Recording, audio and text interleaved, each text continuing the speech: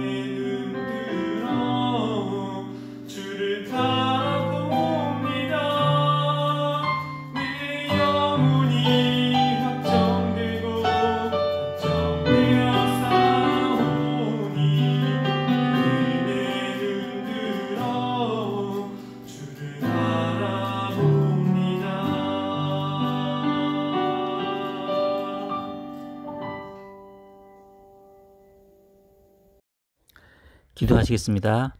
사랑의 하나님 아버지, 감사를 드립니다. 오늘 거룩한 주일에 이렇게 중고등부 예배를 드리게 하심을 감사드립니다. 이 시간 예배 받으시기에 합당하신 하나님께 찬송과 감사와 영광을 올려드립니다. 주님, 이 시간 먼저 우리의 죄인됨을 고백합니다. 지난주도 우리가 하나님의 말씀을 올바로 순종하지 못했고 하나님의 뜻대로 살지 못했음을 고백합니다. 주님, 저희를 용서하여 주시옵소서. 우리를 불쌍히 여겨주시고 우리에게 은혜를 베풀어 주시옵소서. 주님, 이제 위드 코로나로 인해서 현장 예배를 드리게 해주심을 너무 감사합니다. 이 소중한 현장 예배를 더욱 간절한 마음으로 드리기 원합니다. 예전보다 더더욱 예배를 통해서 하나님을 간절히 만나고 하나님의 말씀으로 교제하는 성령 충만한 시간이 되게 하여 주시옵소서. 주님, 그래도 아직도 우리의 삶이 많이 위축되고 어려운 가운데 있습니다. 우리를 불쌍히 여겨주시고 우리를 도와주시옵소서.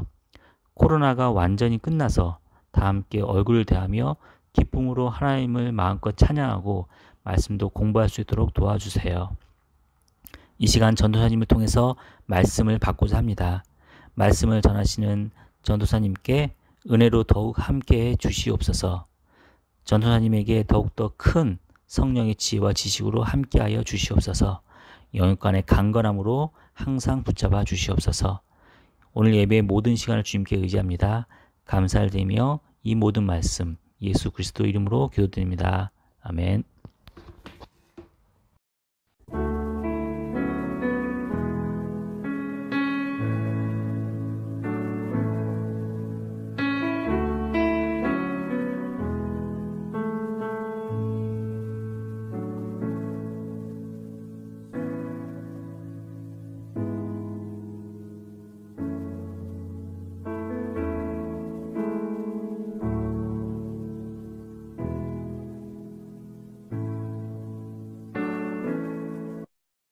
오늘 하나님께서 주신 말씀은 마가복음 10장 1절에서 9절까지의 말씀입니다. 오늘 하나님께서 주신 말씀은 마가복음 10장 1절에서 9절까지의 말씀입니다. 찾으신 줄 알고 봉독해 드리겠습니다. 예수께서 거기서 떠나 유대 지경과 요단 강 건너편으로 가시니 무리가 다시 모여들거늘 예수께서 다시 전례대로 가르치시더니 바리새인들이 예수께 나와 그를 시험하여 묻되 사람이 아내를 버리는 것이 옳으니이까? 대답하여 이르시되 모세가 어떻게 너희에게 명하였느냐? 이르되 모세는 이혼 증서를 써주어 버리기를 허락하였나이다. 예수께서 그들에게 이르시되 너희 마음이 완악함으로 말미암아 이 명령을 기록하였거니와 창조 때로부터 사람을 남자와 여자로 지으셨으니 이러므로 사람이 그 부모를 떠나서 그 둘이 한 몸이 될지니라. 이러한즉 이제 둘이 아니요 한 몸이니 그러므로 하나님이 짝지어 주신 것을 사람이 나누지 못할지니라 하시더라. 아멘. 안녕하세요. 예담교회 중고등부 여러분. 오늘 예배를 드리러 오신 여러분을 환영합니다. 여러분, 저번 시간에는 이제 할로윈이 이제 어떤 의식에서 유래되었는지 말씀드렸었지요.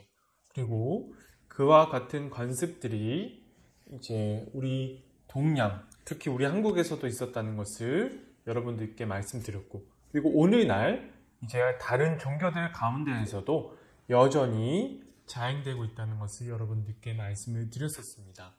그리고 그러한 관습들을 볼 때 하나님이 그러한 관습들을 어떻게 바라보시는지에 대해서도 여러분들께 말씀을 드렸었어요.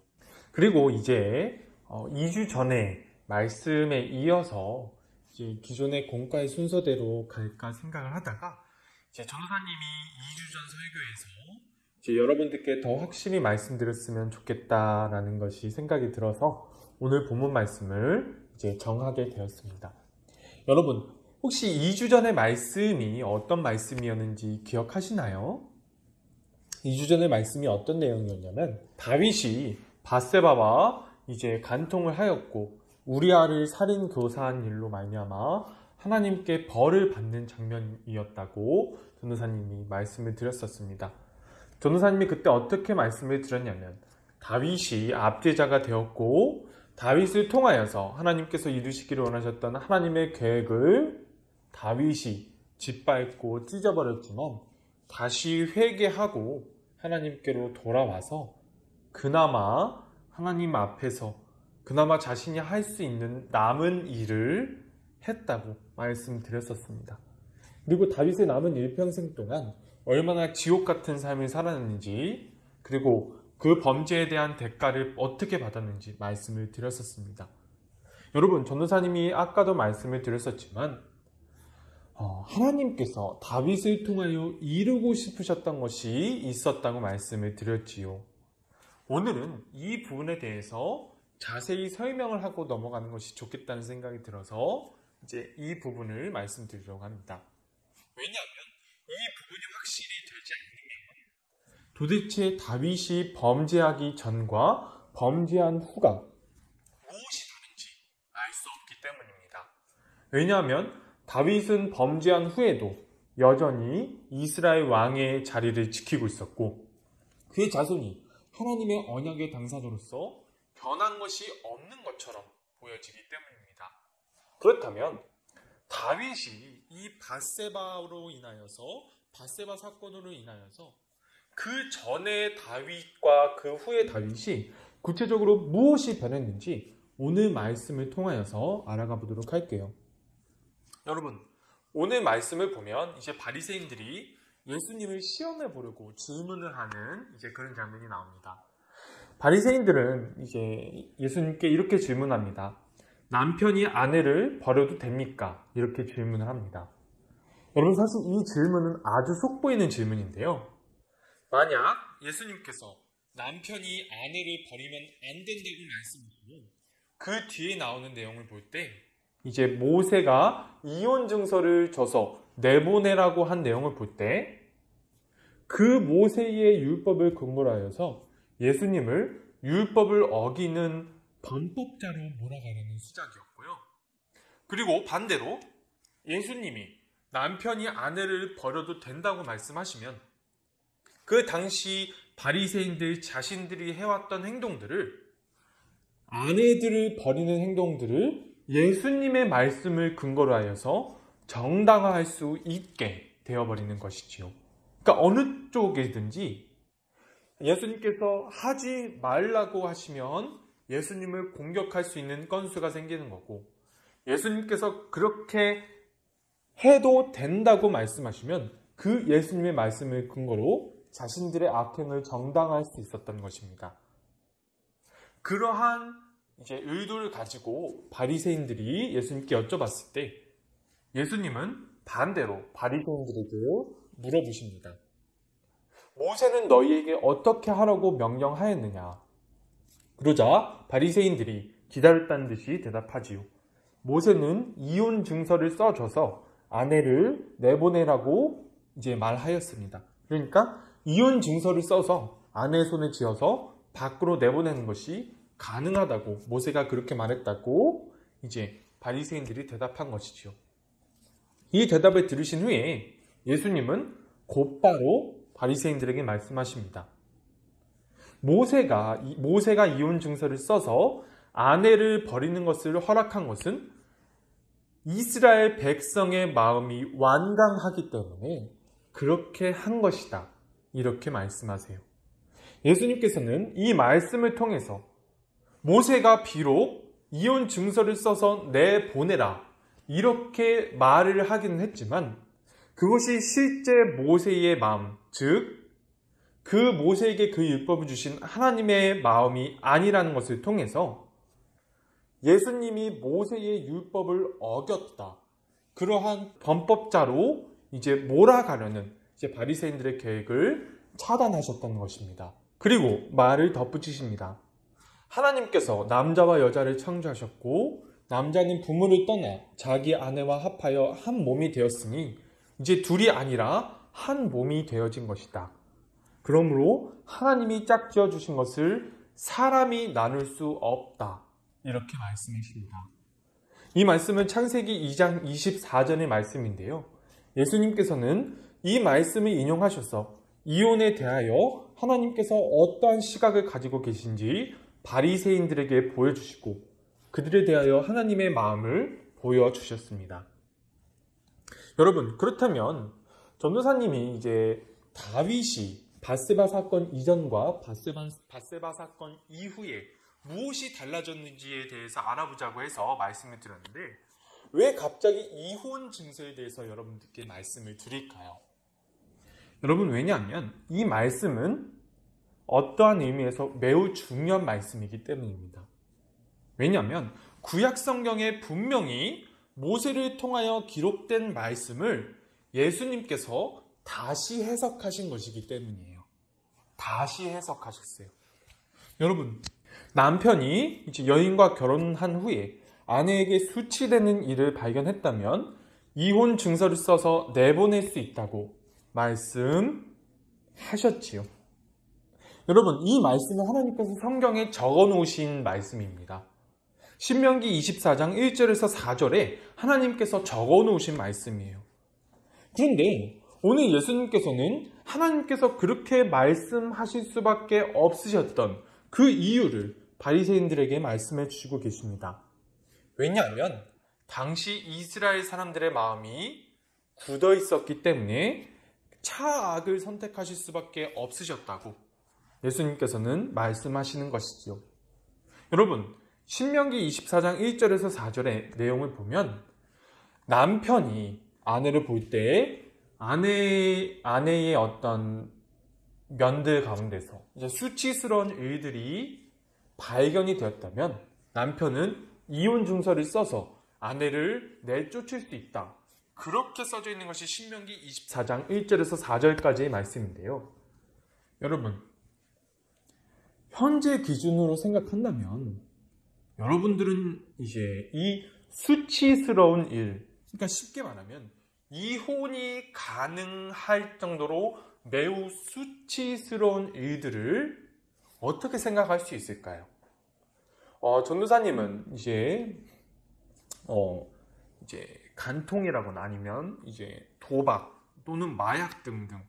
전도사님은 이제 정확한 기준을 생각을 해본 적이 없지만 도저히 사람이 같이 살 수 없는 지경이 되었을 때 그러한 일들을 생각해 볼 수도 있다고 생각이 들었습니다. 그러나 나중에 유대인들이 이 말씀을 어떻게 해석했냐면요. 아주 자기들 마음대로 해석했어요. 여러분, 유대인들은 이 수치스러운 일을 어떻게까지 해석했냐면 아내가 이제 음식을 만들다가 냄비를 태워 먹는 것도 이혼할 수 있는 수치스러운 일이라고 해석했습니다. 그리고 이러한 해석 이면에는 그 당시 유대인들의 생각이 들어있어요. 어떤 생각이 들어있냐면 바로 젊은 여자들과 합법적으로 다시 결혼하고 싶은 그 당시에 매우 악한 유대 남자들이 이혼을 쉽게 하기 위해서 이러한 해석을 했던 것입니다. 여러분, 이러한 악한 마음이 하나님의 말씀을 멋대로 해석해 버렸던 거예요. 여러분, 그렇다면 다시 신명기 24장 1절에서 4절까지의 말씀으로 돌아가 봅시다. 여러분, 하나님의 본뜻이 이혼을 하라는 것이 아니라고 여러분들께 말씀을 드렸지요. 그러면 그 당시에 모세가 이렇게 말할 수밖에 없었던 이유, 다시 한번 그때 당시로 돌아가서 살펴보고자 합니다. 여러분, 우리는 모세가 율법을 제정했을 때 그 시대가 어떤 시대였는지 생각해 보아야 돼요. 모세가 율법을 전할 때는 예수님 당시보다 최소한 1200년 전에 쓰여졌다는 것입니다. 지금으로 따지면 약 3200년 전 얘기예요.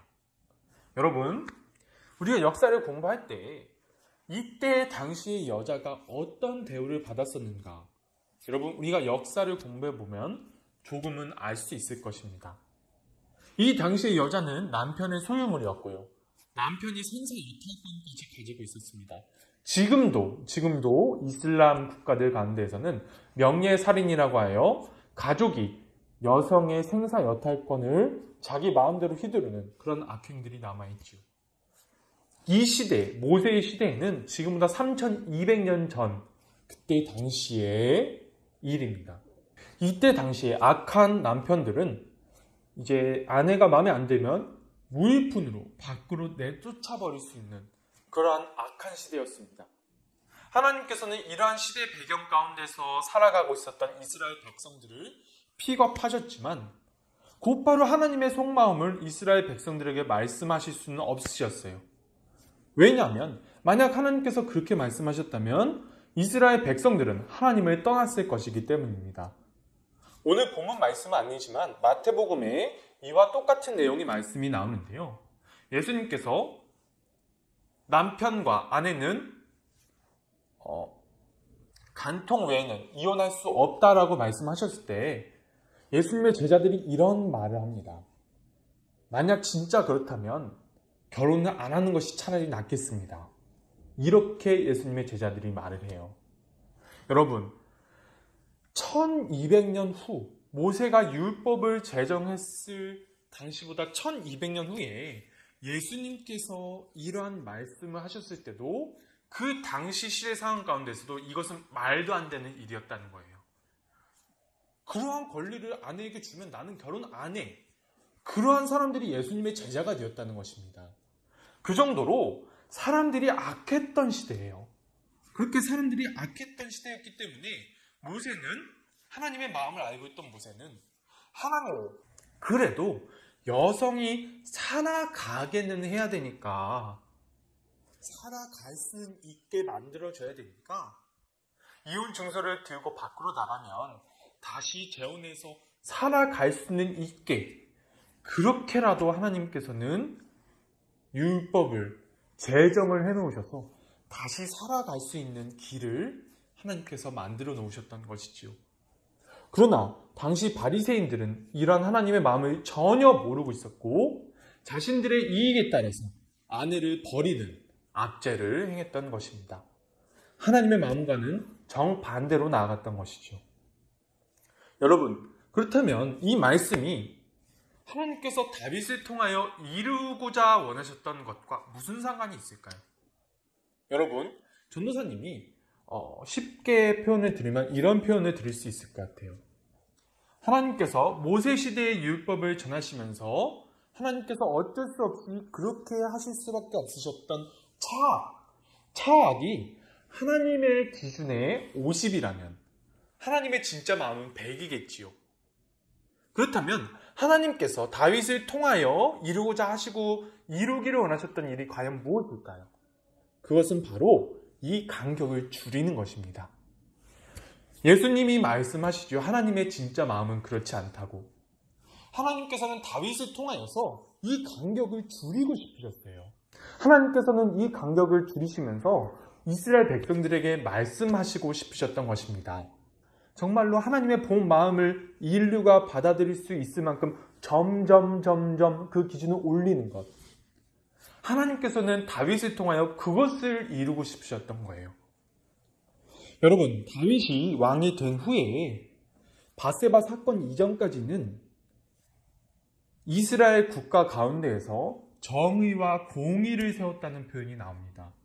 그런데 밧세바 사건 이후에는 이런 말이 없어요. 하나님께서는 이 간격, 하나님의 본뜻과 그 당시 시대 상황 가운데에서 하나님께서 허용하실 수밖에 없으셨던 차악, 이 차악과의 간격을 다윗을 통하여 줄이고 싶어 하셨어요. 다윗이 일평생 동안 정의와 공의를 세워나가서 하나님의 마음을 알아감으로 인하여서 그 당시 그 시대 상황 가운데에서 그 악한 모든 일들을 점차 없애나가고 하나님께서 원하셨던 그 기준 가운데로 이스라엘 백성들을 이끌고 올라가는 것이 하나님께서 다윗에게 원하셨던 것이지만 다윗은 밧세바와 범죄를 한 순간 이후로부터 이 차악을, 이 하나님의 본뜻과 차악과의 간격을 줄일 수 없는 사람이 되어버린 것입니다. 여러분, 밧세바 사건 이후에 다윗은 왕의 자리는 유지했지만 일평생 반역과 자식들이 서로 싸우고 죽여요. 그리고 부하들이 왕을 무시하고 이용하는 그러한 삶을 살다가 갑니다. 결국 자기 자식 때 솔로몬 때에 이르러서 성전을 지을 수 있도록 그러한 준비를 해나갔지만 더 이상 하나님께서 다윗을 통하여 이루고 싶어 하셨던 그 뜻을 이루지는 못했어요. 여러분, 하나님이 다윗의 범죄로 인하여서 이 계획을, 다윗을 통하여 이루고 싶으셨던 그 계획을 포기하시게 되었을 때, 그때 그 순간 역사는 후퇴해버렸고 하나님의 뜻이 이루어질 날들도 먼 훗날로 미루어지고 만 것입니다. 여러분, 하나님께서는 우리를 통해서 하나님께서 아직 이루지 못하시는 하나님의 뜻을 이루고 싶어 하세요. 여러분, 우리는 조심해야 됩니다. 바리새인들이 하나님의 말씀을 자신의 이익을 위해서 압제하는 용도로 해석했지요. 지금 살고 있는 여인과 살기 싫으니까 쉽게 이혼해버리고 다른 여인들과 결혼하고 싶다. 그러한 자신의 매우 불신실한 자신의 욕망을 위하여서 하나님의 뜻을 정면으로 어기고 하나님의 말씀을 그렇게 악한 용도로 사용하는 그러한 사람이 되어서는 안 되겠지요. 우리도 하나님의 말씀을 그렇게 해석해서는 안 됩니다. 하나님의 마음을 알고 현재 시대에 하나님께서 원하시는 것은 100이지만 그렇지 못한 하나님께서 허용하실 수밖에 없으셨던 차악, 이 차악 가운데 이 간격을 우리가 좁혀나갈 수 있었으면 좋겠어요. 여러분, 우리 시대가 이 간격이 많이 좁혀졌다고 생각할 수 있겠지만 그렇지 못한 점들도 많이 있습니다. 지금 현재 전도사님이 생각하기에 우리 시대를 지배하고 있는 것은 오히려 옛날 시대보다 더 악한 가치관들이 있다고 생각해요. 그것이 무엇이냐면 바로 황금 만능주의입니다. 여러분, 이것은 옛날부터 있었지만 전도사님이 느끼기에 요새는 더 심해진 것 같아요. 이 황금 만능주의로 인해서 하나님께서 이루기를 원하셨던 이 하나님의 뜻이, 그리고 이 시대 가운데서 하나님께서 허용하실 수밖에 없으셨던 차악이 시대의 흐름에 따라서 이것이 좁혀져야 되는데 그것이 쉽게 좁혀지지 못하고 오히려 뒤로 후퇴해버리는, 하나님께서 더 악한 차악을 허용하실 수밖에 없게 되는 그러한 악한 시대가 어떻게 보면 우리가 살아가는 이 시대라고 볼 수도 있다고 전도사님은 생각합니다. 그러나 적어도 하나님을 믿는 우리는 그래서는 안 되겠지요. 우리가 하나님의 역사를 이루는 데 있어서 이 간격을 줄여나가는 사람이 되어야지 이 간격을 후퇴시키는 사람이 되면 안 되잖아요. 다윗은 일평생 동안 하나님을 따랐지만 이 실수로 인하여서, 이 범죄로 인하여서 하나님께서 원하셨던 이 차악을 더 이상 줄이지 못하고 오히려 더 후퇴하는 그러한 잘못을 저지르고 남은 인생을 고통 가운데서 살아갈 수밖에 없었던 것입니다.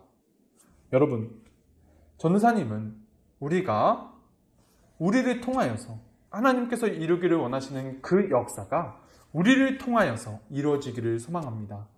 우리를 통하여서 역사가 앞으로 나아가게 되고 하나님의 나라가 확장되기를 원해요. 우리 예단교회 중고등부 학생들이 하나님께서 원하시는 역사를 앞장서서 이뤄 나갈 수 있는 사람이 될 수 있기를 소망합니다.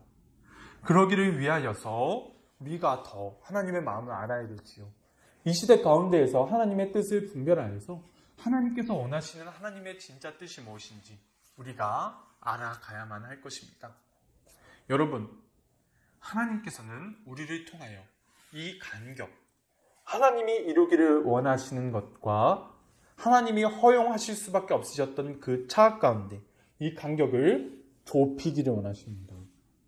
우리를 통하여서 하나님의 진짜 마음이 이 세상 가운데에서 널리 퍼질 수 있기를 간절히 소망합니다. 전도사님이 기도드릴게요. 하나님 아버지, 오늘 하나님께서 다윗을 통하여 이루기를 원하셨지만 이루지 못하셨던 그것을 우리가 알게 되었습니다.